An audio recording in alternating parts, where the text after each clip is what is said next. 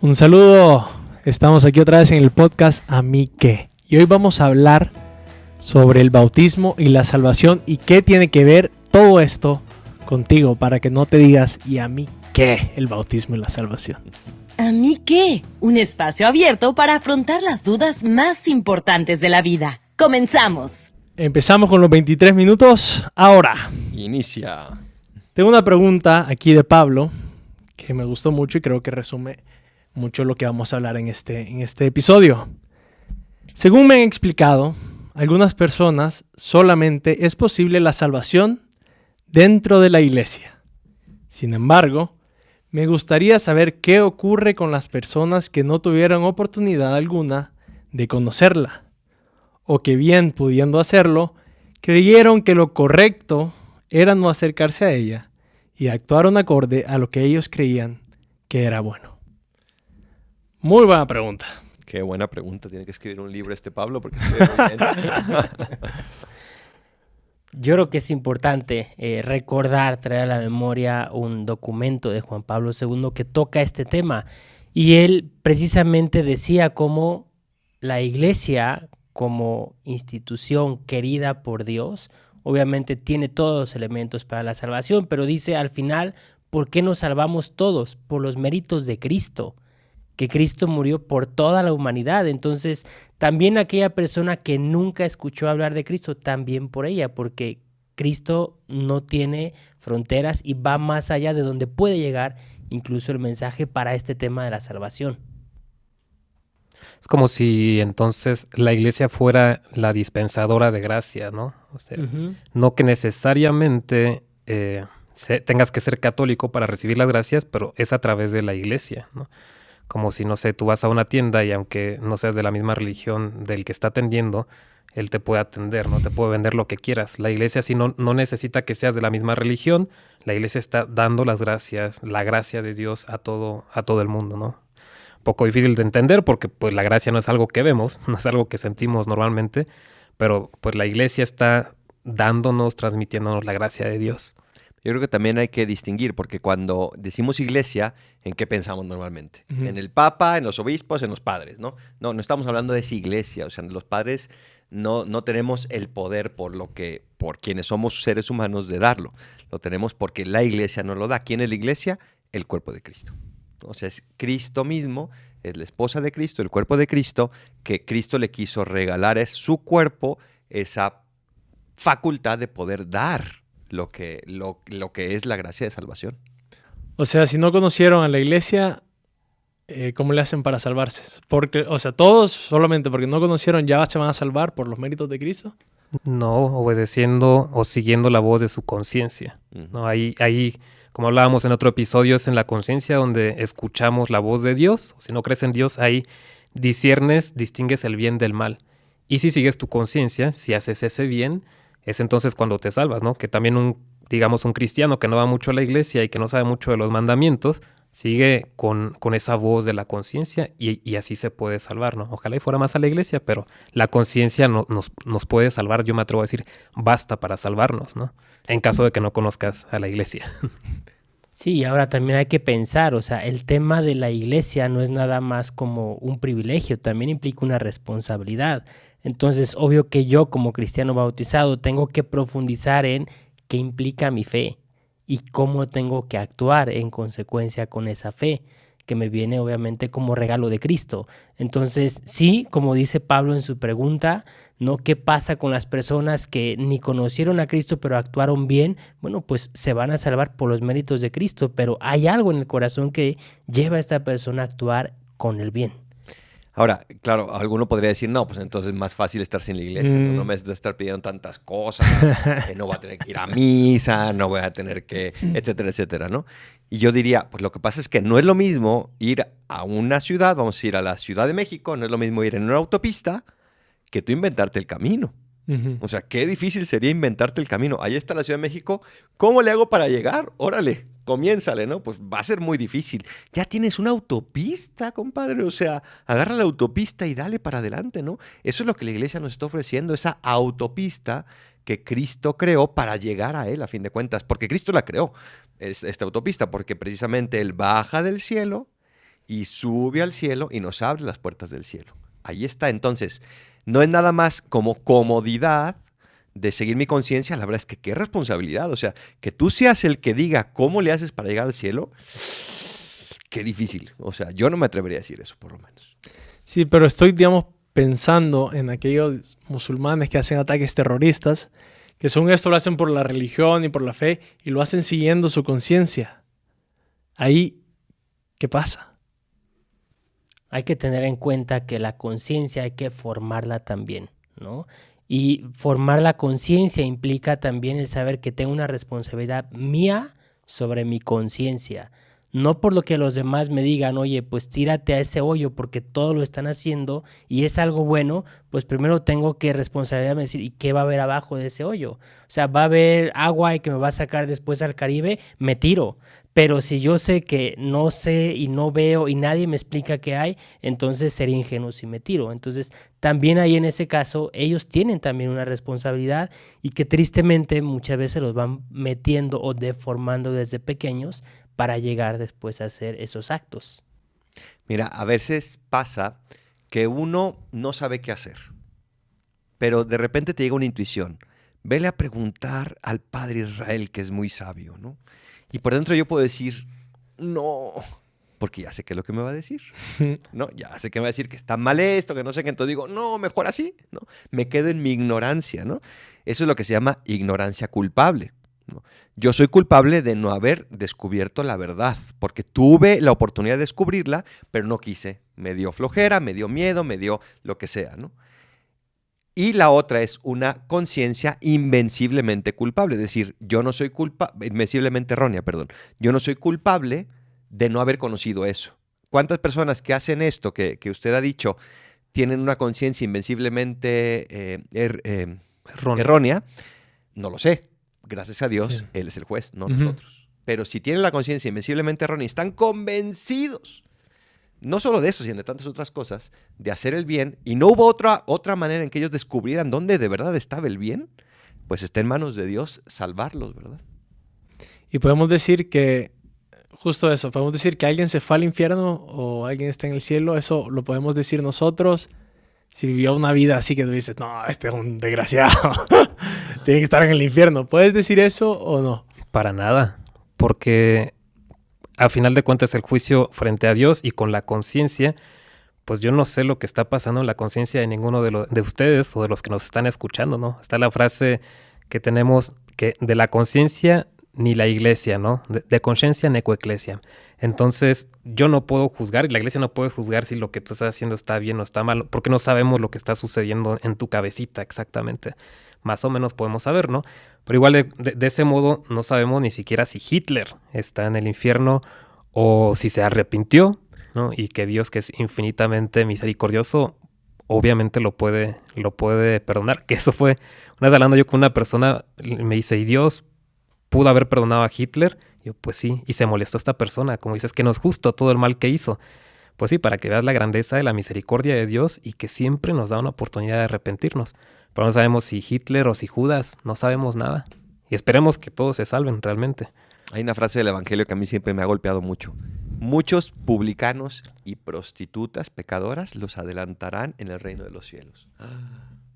¿Por qué? Porque pues no sabemos sus circunstancias, ¿no? No es lo mismo si tú naciste en una familia donde te enseñaron la fe, donde todo estuvo bien, que si naciste en una familia donde a lo mejor pues abusaron de ti, te golpeaban, te trataban mal, pues son circunstancias distintas, ¿no? Y a lo mejor para lo externamente puede parecer un acto, puede parecer bueno para alguien y malo para otro, pero las circunstancias es lo que también pueden influir en eso, ¿no? O sea, no es lo mismo que un muerto de hambre que no tiene otra opción de comer que se robe un pan a que un rico se robe un pan, ¿no? No es lo mismo. Entonces, solo Dios. Me gustaría un poco volver al tema de la pregunta en la segunda parte que dice, cuando esas personas tuvieron oportunidad de conocer a la iglesia, pero creyeron que lo correcto no era acercarse a la iglesia. Sino que actuaron acorde con lo que ellos creían que era bueno. Uh-huh. Un poco lo que usted decía de la duda. Ignorancia culpable. Ignorancia culpable. Conciencia.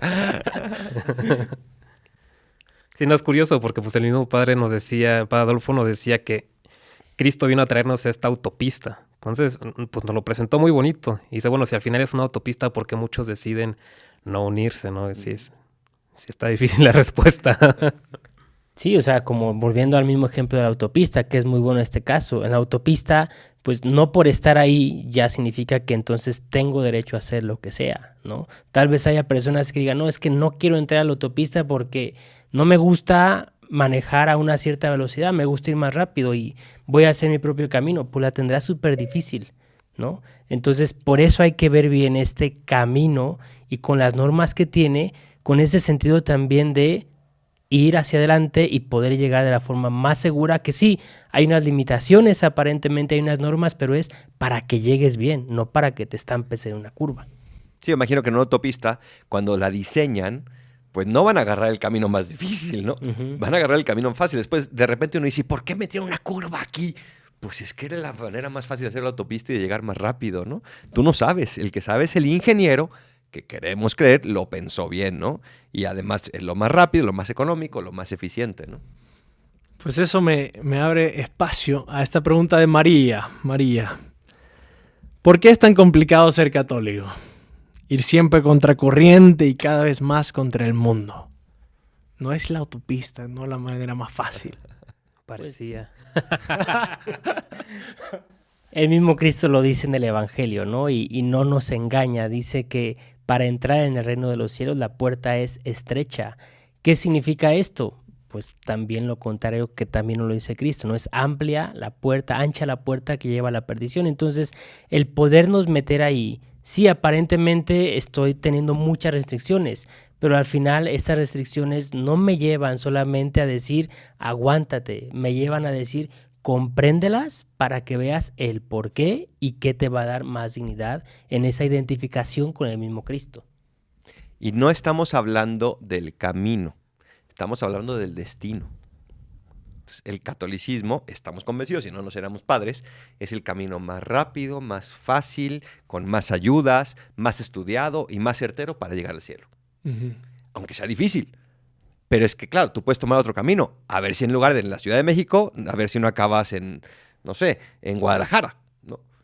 Pues a lo mejor sí. ¿Fue más fácil? Pues qué bueno, felicidades. ¿Pero a dónde quieres llegar? Yo quiero llegar al cielo. Y aunque sea difícil, es el camino más fácil. Ok.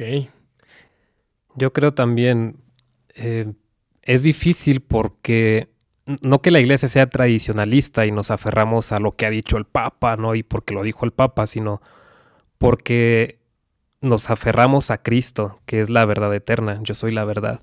Entonces el mundo tiene hoy en día esta idea de que cualquier cambio es progreso y no todo cambio es progreso. A veces haces cambios para mal y es un retroceso. Y hoy en día se están dando muchas leyes y muchas ideologías en las que se quiere cambiar lo de antes por el bien de cambiar, por el afán de cambiar. Y no entienden que algunos cambios son retroceso. Y la iglesia se aferra a Cristo, que es la verdad eterna e inmutable.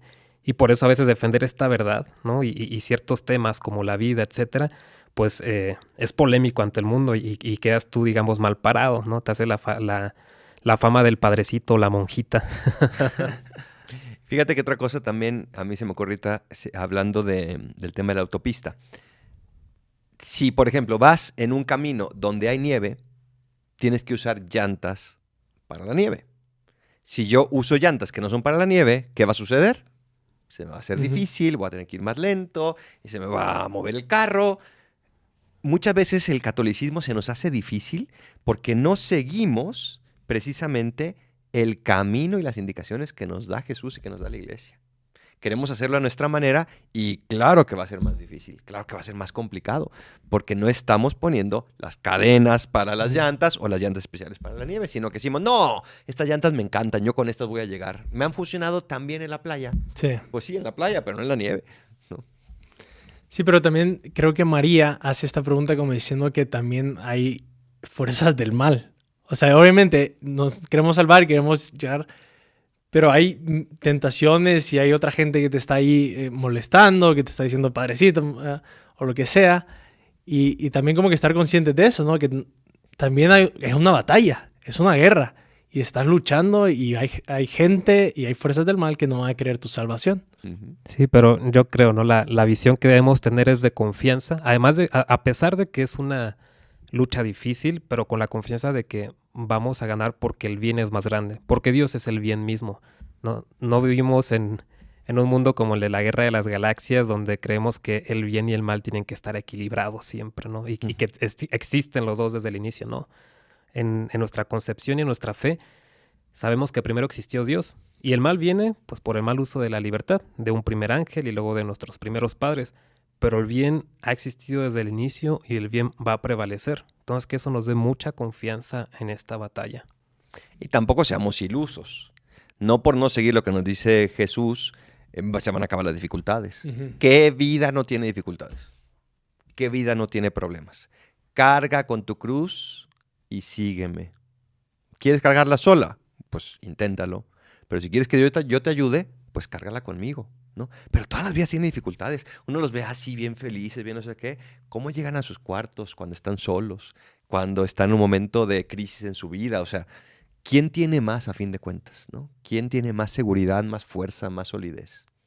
Y parte yo creo que del paquete de ser cristiano, pues mismo Jesús nos lo decía, ¿no? En el Evangelio de Mateo capítulo 5, dichosos ustedes cuando por causa mía los persigan, ¿no? O sea, ya estamos avisados que va a ser difícil, ¿no? No nos llega de sorpresa, estamos avisados.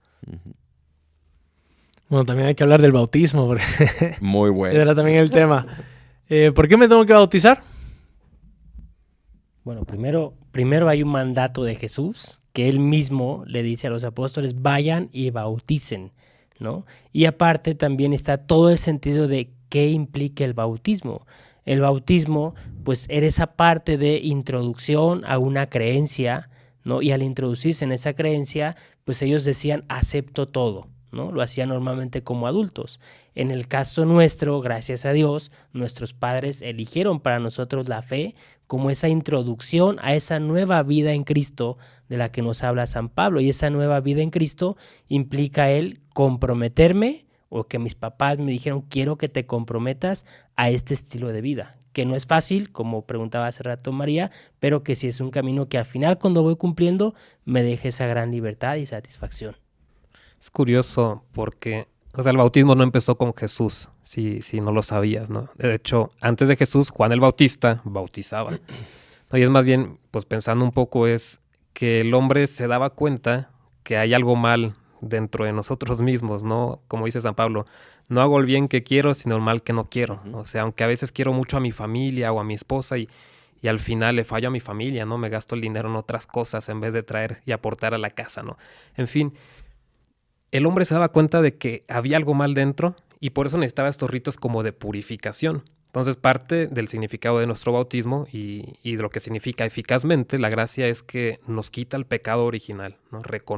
Humildemente reconocemos que pues hay algo mal con nosotros, que a veces nuestras tendencias se desvían y el bautismo nos quita esa primera culpa, el pecado original, ¿verdad? Es entonces esa intuición que tiene el hombre de que hay algo mal en nosotros y queremos pues entrar también a este grupo, como decía el Padre Juan, es como una iniciación. Nos recibe la iglesia donde vamos a hacer todo un recorrido para mejorar, para ser santos. Sí, también el bautismo no es nada más, voy a cumplir con lo que la iglesia me dice, ¿no? O sea, no es nada más un compromiso exterior como era antes, o sea, ese compromiso con el bautista, pues no era el sacramento, obviamente, ¿no? Era simplemente un signo exterior de algo que yo quería hacer, ¿no? Pero el bautismo transforma mi ser. A través del bautismo yo me hago literalmente Cristo. Entonces, entro a formar parte de esa inmensa, incomprensible y gigante comunión de amor que tiene la Trinidad en el cielo, ¿no? Porque soy otro Cristo. Entonces, ¿qué regalo le estoy dando yo a mi hijo, a mi bebé, cuando lo bautizo? Claro que estoy diciendo, sí va a creer, sí va a renunciar a Satanás. Después yo le tengo que enseñar. Pero más allá de eso, de cómo se va a comportar, le estoy haciendo que sea otro Cristo. ¿Quién no va a querer regalarle eso a otro?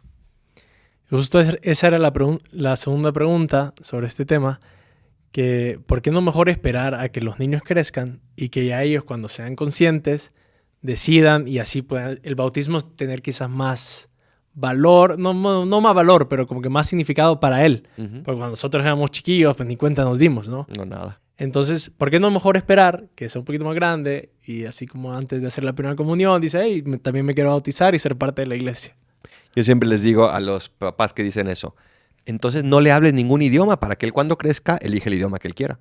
No lo metas a ninguna escuela para que cuando crezca él elija la escuela, ¿no? Porque lo estás determinando en una cierta escuela. Pues no, claro que tú vas a ir tomando todas esas decisiones por tu hijo. Ese es parte del camino de la educación que le das a tu hijo. Tú quieres el bien de tu hijo y estás convencido de que el bautismo es el bien más grande que puedes regalarle a tu hijo a esa edad. Y si quizás no lo comiences a educar en los principios cristianos, que son conforme a la ley natural, como hablábamos el otro día, pues quizás después, si no lo has educado en el bien y en el mal, y en los principios cristianos, después va a ser demasiado tarde, ¿no? Si igual no le lavas los dientes al niño cuando le empiezan a salir y te esperas hasta que él pueda decir a los 5 o 4 años, no sé, pues a lo mejor ya no va a tener dientes, ¿verdad? Gracias a Dios, pues hay otra oportunidad, te salen los otros dientes después, pero a veces no le damos la importancia a formar a los niños en la fe desde pequeños, ¿no? Y eso es importantísimo, ¿no? Un niño que creció, árbol torcido, ¿no? Jamás su rama endereza, dicen, entonces jamás su tronco endereza, entonces hay que formar a los niños desde pequeños. Y vivir esa fe, como decía también ahora el padre Adolfo, pues es precisamente esa identificación con Cristo, ¿no? Entonces, parte de ese regalo de que sea un miembro más, que sea otro Cristo, es también que empiece a vivir como Cristo, desde pequeño. Sí, es verdad, como vemos cuando tienen a los bebés ahí, a los visten de Real Madrid o del Barcelona, y ahí sí que le inculcas y le lavas el cerebro para que le vaya al bar, se lo lavas, ¿eh? Pero porque es algo de pasión, ¿no? Porque te apasiona ese club, y es casi que tu vida, tu segunda vida. Pero quizás a veces no estamos tan apasionados con la fe, y decimos, no, eso... Pues que él decida, la verdad. Yo creo que ahí está el problema. ¿Qué tanto vives tu fe? ¿Qué tanto conoces tu fe? ¿Qué tanto amas tu fe? Porque si de verdad la vives y la amas, es que ¿cómo no le voy a dar este regalazo a mi hijo? Qué bueno, porque eso me abre a la pregunta de Leoncio sobre la fe. Dice, ¿la fe la consigue uno mismo o solo se puede tenerla si nos la da Dios? Y dice, y si es que solo se puede mediante Dios, ¿por qué Dios se la da a unos y no a otros?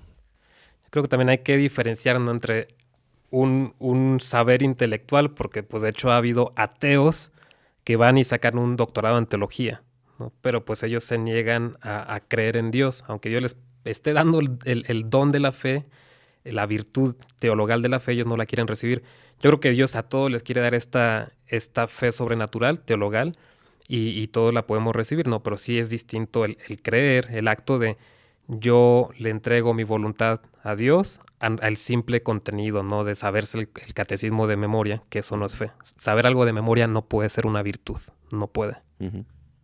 Sí, la fe es un don, porque si Dios no se revela, ¿cómo vamos a creer en Él si no lo conocemos, ¿no? Pero además nos da la disposición para poder hacerlo. Y efectivamente, ahí es el misterio de la parábola de los talentos. A uno le dio 1, a otro le dio 5, a otro 10. ¿De qué me pedirán cuentas? De 1, si me dieron nada más 1.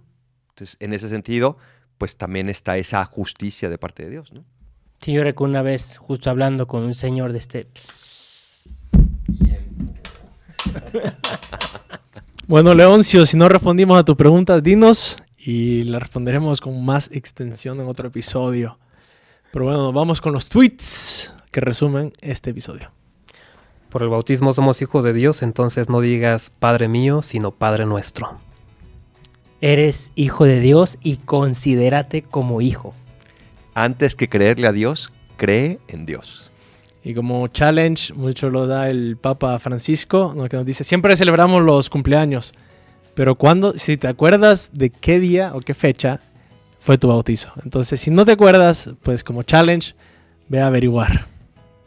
Cristo Rey nuestro, venga a tu reino. Si te ha gustado este podcast, síguenos en amique.podcast y nos vemos en el próximo episodio.